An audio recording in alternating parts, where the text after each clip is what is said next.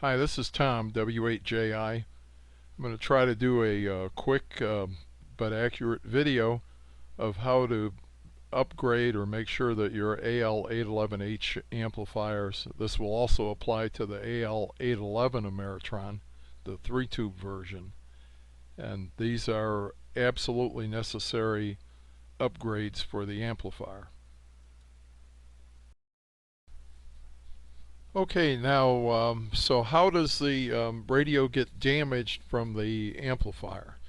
Well, it happens because the tubes, the older tubes, 811 tubes, used to have a lot better shielding between the anode and the filament. They had a little bit different construction inside the tube. And also, the tubes that are around right now have more of a tendency to arc than the older tubes used to have. I cover a little bit of this in my video about the construction of the 811A tubes and how that's changed over the years. But in any event, if we look at the schematic of the amplifier, if the tube would gas up, or if somebody would overheat the anode and vaporize, actually get the anode so hot that it vaporized part of the anode, what happens then is the tube faults from the anode toward the grid and the filament, and so a portion of that arc energy goes into the control grid, some of it goes into the filament. The shorter and more direct the control grid path to the chassis, absolutely as short and direct as you can get it to the chassis, the lower the amount of energy that makes it back to the filament of the tube. And also, so the first thing that we're going to be concerned with is getting those control grids grounded and get rid of all the resistors and capacitors and everything else that are in that path, and making that lead very short and direct from the control grid pin to the chassis of the amplifier at each tube socket. The energy that does not go through the filament choke, not very much of it goes through the filament choke, because the filament choke is a fairly high impedance. Otherwise it wouldn't be a very good filament choke. So at high frequencies, where most of the arc energy is, the filament choke of the tube offers a fairly high impedance. Even if you did get arc energy there, it would have to go into the filament winding of the transformer and through the series inductance to the center tap of the transformer and out on the center tap of the transformer toward the bias circuit and whatever components are in the way, until it eventually gets to the antenna relay and finds a path to ground. But not a lot of energy goes that way. Most of the energy, because the arc has it's like a lightning strike almost. It has such an enormous amount of high frequency energy that the arc energy, the largest portion of it, goes through the capacitors that block the filament from the tuned input. It'll go through those capacitors and through the tuned input circuit of the amplifier, which doesn't have very much series inductance or shunt capacitance. So it'll blow right through that low pass filter that's on the input of the amplifier and through the antenna relay and right into the radio. So what we want to do is we want to give this arc energy, the goal of doing any of this is to give all this arc energy a better path to the chassis of the amplifier, where it can return through the meter protection diode back to the negative rail of the power supply.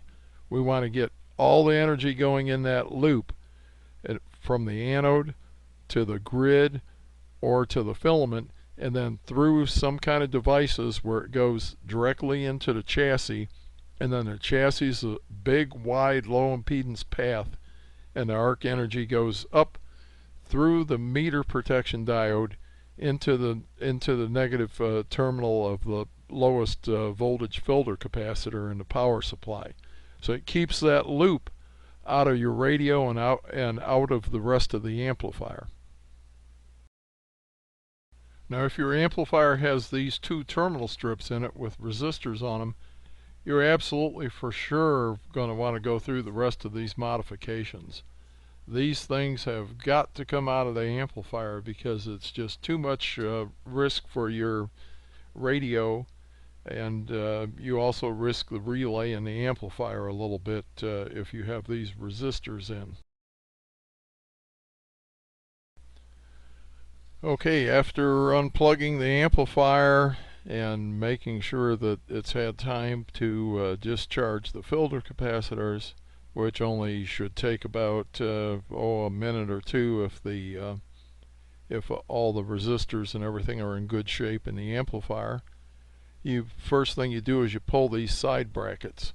There's one screw on each end of the bracket, so there's 4 screws total that you have to pull out before you remove the back panel of the amplifier. You'll probably want to take the tubes out at this point so you don't break a tube. So you can carefully remove the 4 tubes and just leave the plate caps dangle.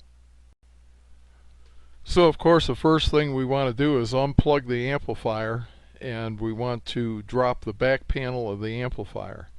Now you're going to either be lucky or you're going to be unlucky depending on exactly how Ameritron MFJ has put the amplifier together. There's some inconsistencies in production of the 811 amplifiers. If you're lucky and you got one where the people have dressed the leads correctly when they built the amplifier, you'll find that all you have to do is pull the 3 lower screws at the bottom of the back panel, and the back panel of the amplifier will pull right back and drop right down. You might have to mess around with the wires that go to the up to the front panel off-on switch. There might be a couple wires a little bit too tight, but usually you can fiddle with those wires a little bit and get the panel to drop right down and not have to take anything but the 3 back screws out of the amplifier. This makes it real easy to work on the amplifier. Now of course you might not be lucky either, depending on who built the amplifier and what day of the week it was. So let's look what happens there. If you're unlucky, what you're going to find is all the transformer leads have been cut really short, and they just barely reach the top of the circuit board in the amplifier, even with the back panel in place. And so if you see all these transformer wires are really short, then what's going to happen is you're going to have to unsolder all of these transformer wires from the circuit board to be able to drop the back panel.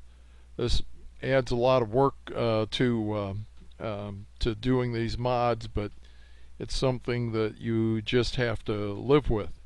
So hopefully you have some kind of desoldering tool, whether it's one of the vacuum types or even one of the little bulbs that you can use to suck the solder out of a joint, or a solder wick. But whatever you do, please be careful taking the leads out of the circuit board so that you don't ruin the circuit board. You don't want to peel any of the foil traces up or anything. And you're going to have to clean those holes out where the leads were really well, and maybe retrim the leads a little bit or add a little bit of wire to them so that you can neatly put the wires back in the circuit board. Again, this is just on some amplifiers, depending on how the particular amplifier was. Okay, now not all of these amplifiers are going to need modifying because obviously some of them have already been changed, and there also were various stages of modification and production. So while you're looking in this amplifier before you go through a whole lot of work, almost all of them are going to have MOVs on the back panel circuit board.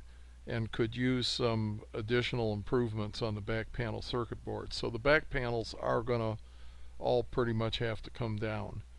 What might not be an issue is if you have the gas discharge tubes on the filament pins of the tube. If you can somehow look underneath there, but it's going to be hard to do.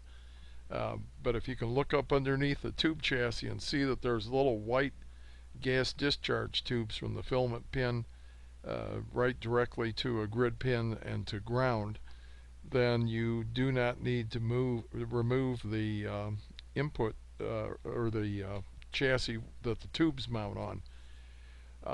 You might want to remove it though, just to check all the solder connections and to make sure that all the screws are tight and everything, because once in a while I find these amplifiers that have run for years out in the field, and they have some connections up underneath the tube plate where the tubes mount that haven't even been soldered. Okay, sometime in this process where you've removed the tubes and gotten the side brackets out of the way, it doesn't really matter at what point you do this, but you'll want to unsolder these two capacitors, the two orange capacitors from the circuit board that has the power supply and the tank circuit on it. So get those two capacitors unsoldered just on the circuit board end. That's the easiest end to deal with. So it takes a fairly good sized iron, but heat that up and get those capacitors off that board so that so stuff's free to move around there. Okay, while you're still on the top side working, you notice that the chassis is an L-shaped, and the input switch is driven by a shaft that runs from the back of the amplifier to the front of the amplifier. It's keyed to the band switch. So the way you want to deal with this is you want to loosen the front screw on the shaft coupling. Now you've already got the back panel loose and the back panel's out of the way, and it's not on this shaft. So you have room to slide this thing backwards because with the back panel out of the way.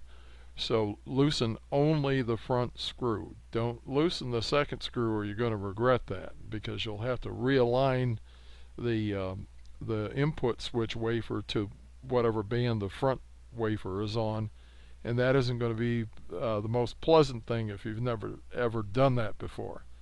So loosen the front screw and slide the shaft coupling back and set all of that stuff aside for now.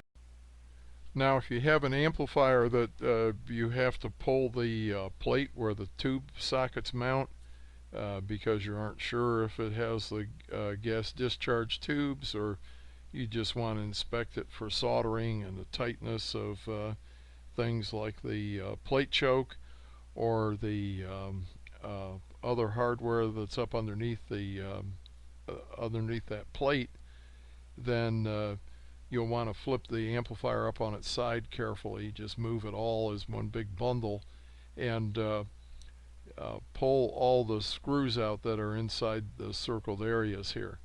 You'll be able to see what to do. If you pull an extra screw, it's no big deal, but pull those screws out and that should let the plate come free that the tubes are mounted on.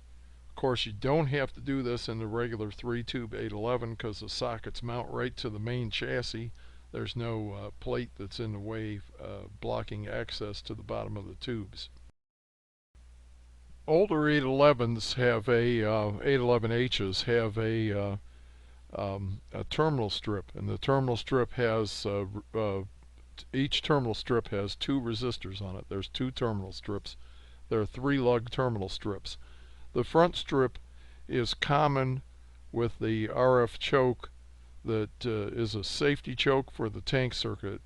What it does is it prevents the blocking capacitor from charging up the tank circuit, It's also a little safety feature in case the blocking capacitors get leaky or fail.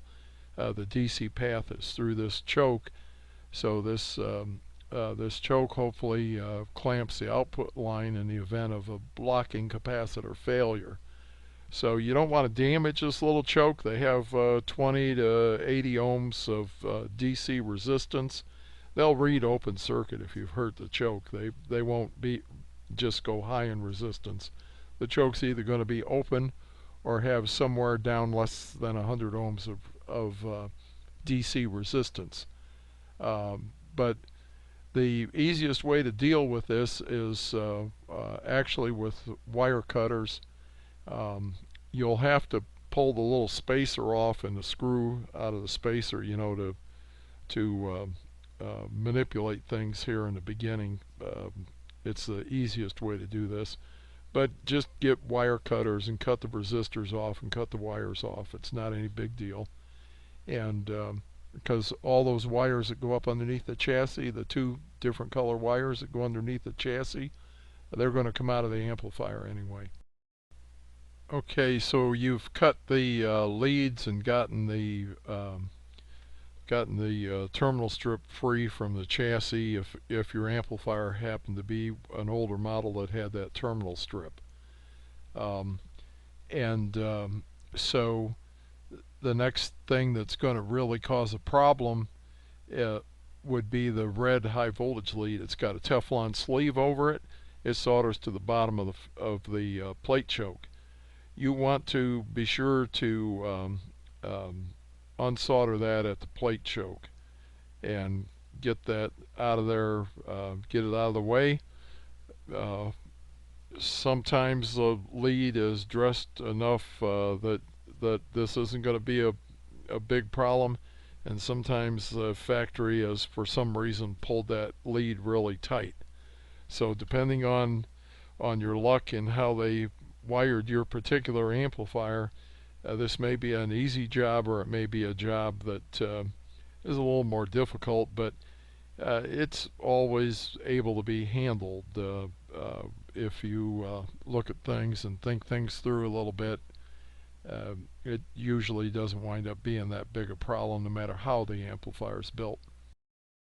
At this point we should have the tube chassis, the tube sub-chassis, free with only the two black filament wires restraining the chassis. So there should be enough slack in the black filament wires that the chassis can be manipulated enough to look up underneath and work at the sockets of the tubes.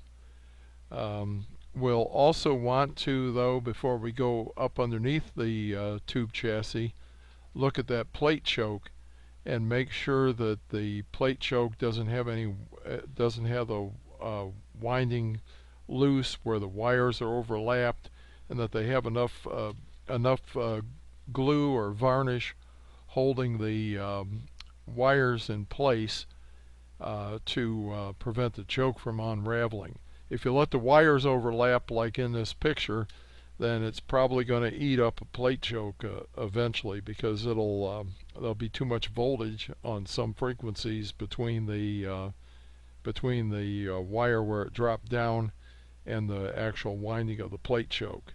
So this is a good time to fix that. I don't know what all that mess is to the left side of the plate choke where they've wound the wire around the lug.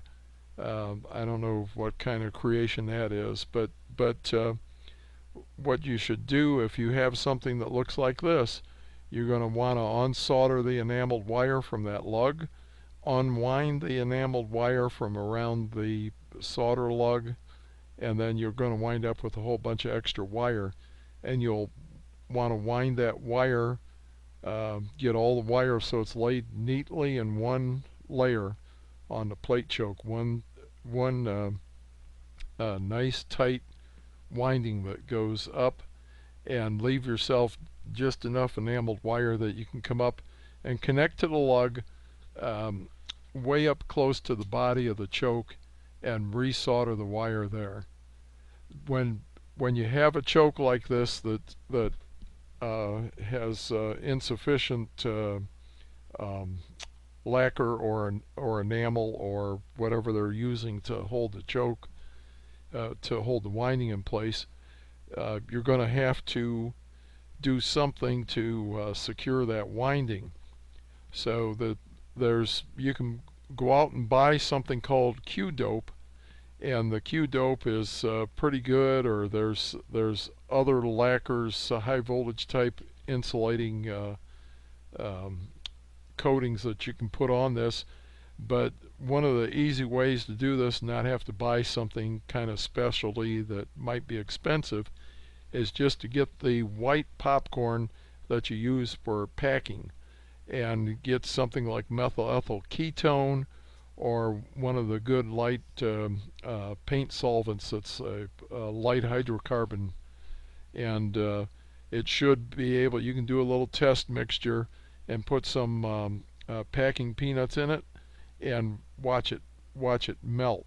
Be sure you use the white peanuts, don't use the anti-static ones. Get a little glass jar of that solvent and keep putting packing peanuts in it until you make a little soup. And that soup, if you brush it on the choke, when it dries, forms a really nice coating that doesn't upset the Q of the plate choke very much. So it winds up being a pretty cheap way to make your own little homemade Q-dope. This is another example of a plate choke that wasn't properly manufactured, and you can see at the top of the choke how the winding has shifted around. I've taken this particular one all apart because it needed so much work. But when and you can see all the extra wire off to the right of the plate choke. That's all the stuff that was just wound around the lug for some reason. So what I'm going to do here is I'll rewind the upper part of this plate choke by hand while it's still in the amplifier or still on the bench, and I'll go ahead and use my little mixture of packing peanuts, or I'll use some real Q-dope to hold the winding in place. And then when that has all set up and dried, I can hold it with a little piece of tape or something like that while it dries. When it's all set up and dried, then I'll proceed with the rest of the work on the amplifier.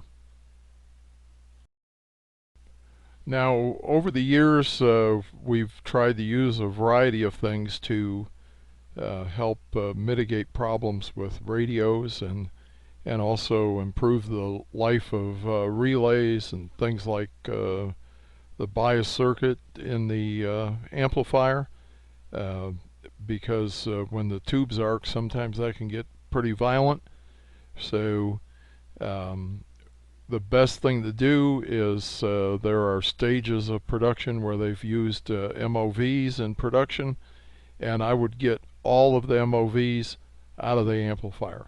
Long-term experience has shown that the MOVs are nothing but they're just nothing but trouble over the years.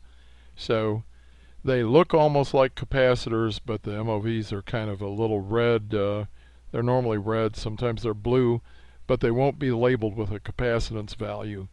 And if you have MOVs in your amplifier, you'll want to get rid of the MOVs. What the desired device to use, it's a little bit more expensive, but the most desirable device to use is a gas discharge tube someplace in the 100 to 200 volt range. So I use a 150 volt breakdown. I test all my GDTs when I have a new source, a new supply, or get a new batch in. I test all of mine for actual operation and make sure that nothing has changed in the GDT. But you'll want one of these little devices to, actually you should have 3 of them, and with 3 of them you can get rid of all the MOVs, and everything will be much more reliable long term. This is a newer circuit board for the AL811 amplifier. It has bias diodes on it. I don't know if they've actually used this production one. Sometimes I send them a board and they change the board up there for some reason. But this is the prototype board that I have here, that I made here at my location. You'll see on the right hand side of this circuit board there are two black electrolytic capacitors. They're little vertical mounted capacitors right next to each other. They're identical, and just forward of them you see a red thing that looks like a capacitor. That's not actually a capacitor, that's an MOV, and if your amplifier has MOVs in it, you want to get rid of the MOVs. They're nothing but long-term trouble. Sometimes these MOVs are located over at the very far right of the board in the lower right corner.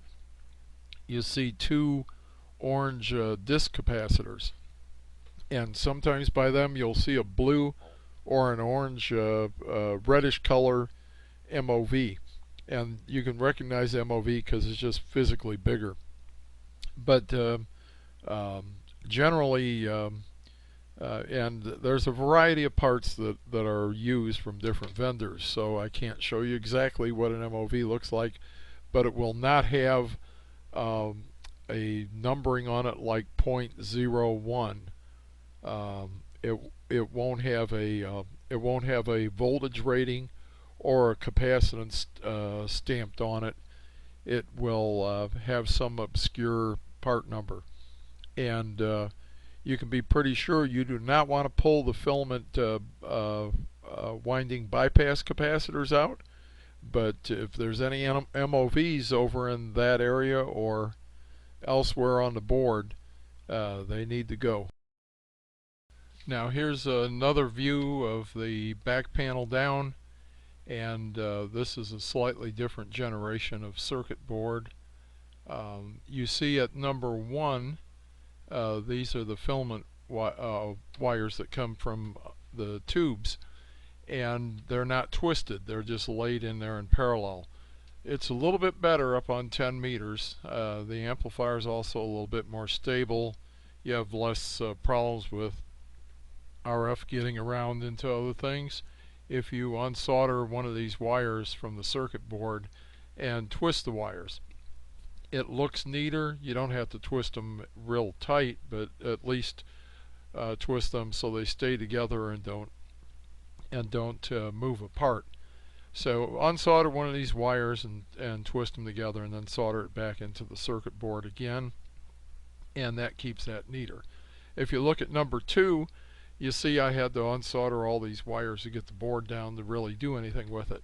So this is one of those painful AL811s or AL811Hs that for some reason they've just used short transformer leads on it, which does nothing good. It just makes it harder to work on later on. So I've unsoldered all these leads and cleaned the holes out in a circuit board where they used to solder, so I can reinsert them. I might have to work on the ends a little bit to get them to fit back in the holes, but I can put these back in the circuit board when I put the board back up. I get all that ready right now. And then you'll see also in the lower left hand corner of the board by the fan, I have a label that says MOV, and the arrow comes over. It's kind of hard to see the arrow, but I have an arrow that comes over and points at a red round thing that almost looks like a jumbo-sized capacitor. That's an MOV. That thing has to come out of there, and all we're going to use in these things are gas discharge tubes. The MOVs, like I said, are nothing but long-term problems. If the tube arcs, then the MOV can lock up, can short out and fail. This view of the chassis bottom shows all the critical areas where modifications are made. The gas discharge tubes, the gas arc protection tubes, are located between one of the filament pins on either side of the filament to the control grid pin of a tube. All of the grids are grounded directly to the lug on the socket. Don't run a wire around from grid to grid to grid and then run that wire to the ground someplace. There's some online modifications where they do that. That's a bad idea. It doesn't matter what amplifier it is or what generation of amplifier that is. That's just like 1920s or 1930s grounding type of thinking. These chassis make a perfect, very low impedance ground plane. So you use the chassis as a ground plane. The wire running around from pin to pin used to be okay when everything was built on wood. But now that we have metal chassis and have had them for a little while, we probably want to abandon those long leads that tie control grids to ground. Take each grid pin of the tube and go straight to the lug, and then that lug is right underneath the screw that bolts down to the chassis. So that'll be your grid connection for the tube. That ensures the grid path impedance is as low as possible for both RF and for any kind of arcing.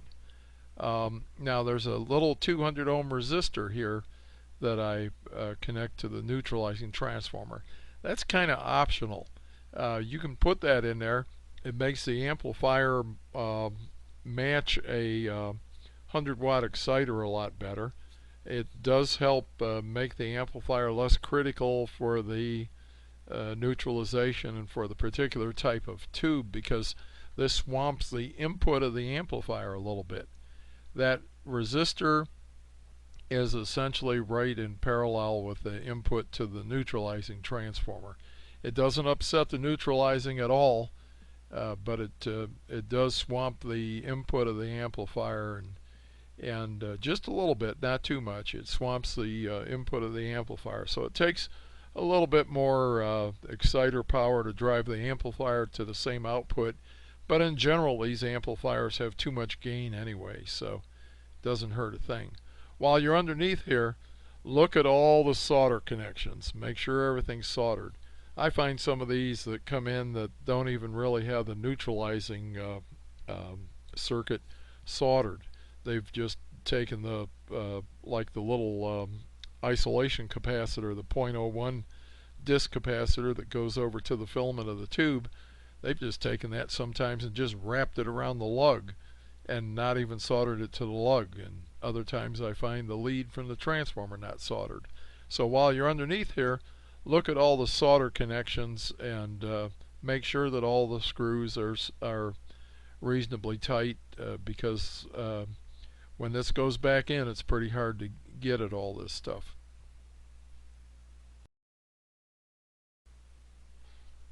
If you've drilled a hole in the tube subchassis and you've mounted this resistor, it's a 200 ohm high wattage RF rated resistor, then everything will look like this underneath the amplifier.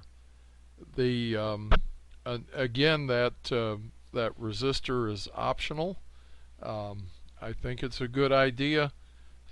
Some people don't think it's a good idea, but it closer matches the amplifier to the to most typical 100 watt exciters, and it also, because it swamps the input, it also helps stabilize the amplifier, make it a little bit less critical for neutralizing.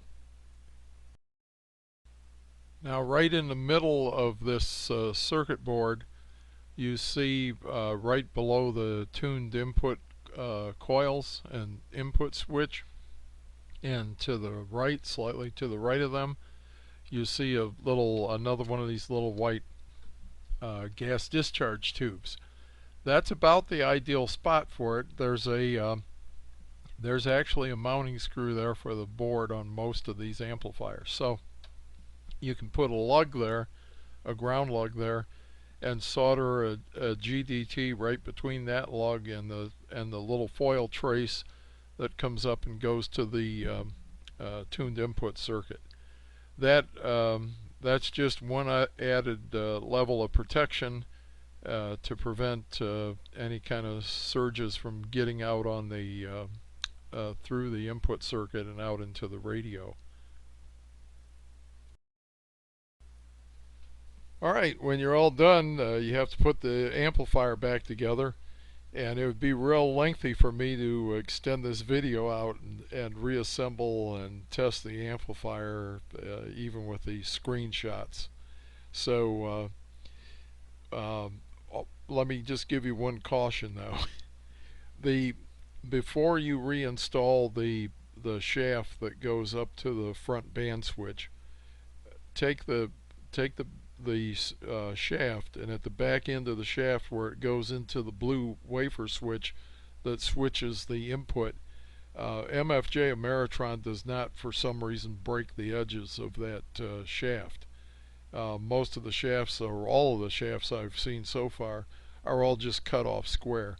That makes the shaft really hard to fit back into the switch wafer. So take that shaft, if you have a belt sander, spin the shaft in your hand and put a little radius on the back end.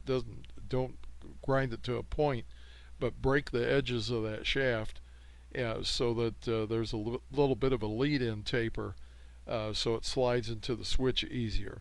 If you don't have a belt sander or something to work with, then just get a regular old file and break the corners of that shaft so that you have a little bit of a lead in so that it can slide into this blue wafer without breaking it. When you put the back panel up, you'll reinstall, you'll reverse your whole process here.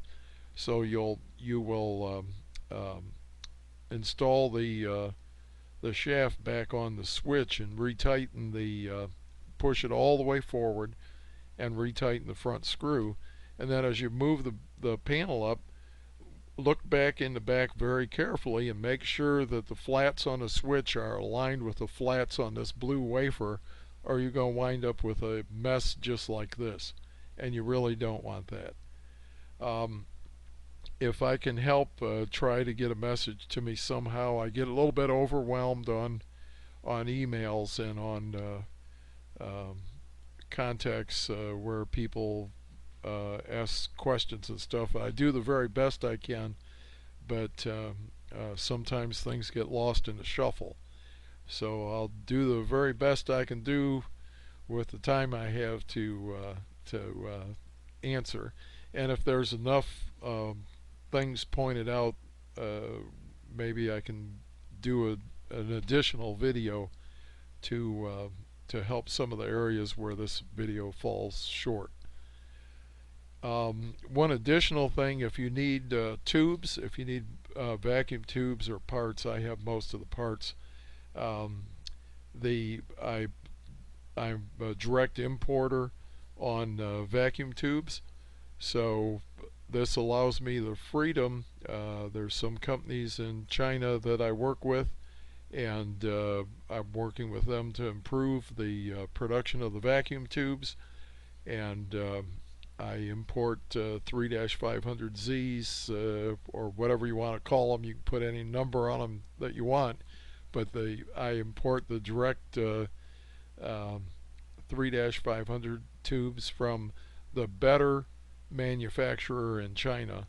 They cost a little bit more from that manufacturer, but they do a much better job. The tubes are much more reliable. I have 3-500s and I have 811s, and I'm going to start stocking other tubes of other types as time goes on.